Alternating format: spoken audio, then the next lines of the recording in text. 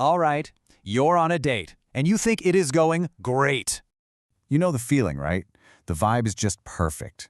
You're both laughing, the conversation is flowing, and you're thinking, okay, this is it. But then, that little voice creeps in, that nagging doubt. Is she actually into this, or am I just seeing what I want to see? How can you really know for sure? I mean, let's be real. Getting it wrong isn't just embarrassing. It can be, well, it's crushing. But what if you didn't have to guess? What if the clues were right there in front of you the whole time? Yeah, even in the text you sent before you even met up. Let's start there. So this whole decoding process, it starts way before you're sitting across the table from her. Seriously. Those pre-date texts, they're not just small talk. They can be a full-on roadmap to where she sees the night going. Okay, so think about this for a second. If she texts you asking for outfit ideas, what's she really doing? She's gauging your preference. She wants to know what you like. And if she casually mentions her roommate is gone for the weekend, come on, that's creating an opportunity, an open door. And asking how far the date spot is from your place. Trust me, she's not suddenly interested in city planning. She's figuring out the logistics for later. It's all part of the plan. All right, so the pre-date texts are looking good. You're feeling confident. But now you're face to face. What are the signals to look for when she's sitting right there in front of you? You gotta listen to the subtext, you know? Suggestive questions aren't just for kicks. She is testing the waters. The classic, I'd love to meet your dog at 11 p.m. is, well, it is never about the dog. And look, any invitation back to her place, no matter the excuse, is an invitation to cross a threshold into a way more intimate setting.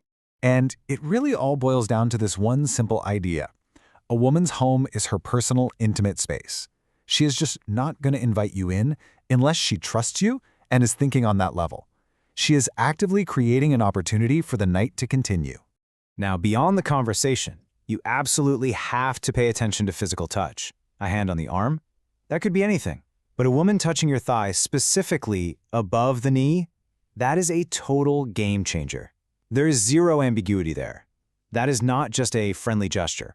And if she keeps that contact, just resting her hand there while you talk, yeah, the signal could not be any clearer. So look, is any single one of these things a 100% ironclad guarantee? Of course not. Context is everything. But when you start to see a combination of these things stacking up, the suggestive question, plus the mention of the empty apartment, plus the hand on the thigh, well, the picture starts getting pretty darn clear. Okay, so the signs are all there. She's texting, she's touching, she's inviting, she is interested. The next move is simple, right? It's obvious. You make your move. But hang on a second. What if, for you, this isn't just about one night? What if you're sitting there looking at her and thinking, wow, this person is different. I can actually see something real here. If that thought crosses your mind, then everything, and I mean everything, is about to change. Because if a real relationship is what you're actually after, then the single most powerful thing you can do when she's giving you all these green lights is the most unexpected move of all. So here's the big idea, and it might sound a little crazy. If you actually think she could be girlfriend material, you wait. Even with every green light flashing, you hold off on sex until the third date. And I know what you're thinking right now. Are you kidding me? That's insane, right? Why on earth would you purposefully hit the brakes when she's flooring the accelerator? It just feels completely counterintuitive. Well, there's a reason. It's a strategy. It's all about getting yourself into what's called the boyfriend category. And this isn't about playing mind games. It's about fundamentally changing her entire perception of you right in that moment.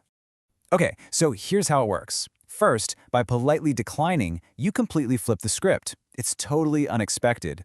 Second, it signals that you're a high-value guy. It shows you have self-control, that you're not just another dude driven by impulse. And the result? Her brain immediately starts to recategorize you. You move from the fun hookup file straight into the potential boyfriend file. And listen, this is not just some abstract theory. The dating coach who came up with this tells a story about how she met her own boyfriend. Early on, she invited him up and he gently declined. He said he should probably call it a night. And she said that one moment made her see him as completely different, a serious candidate. That small act of restraint changed absolutely everything.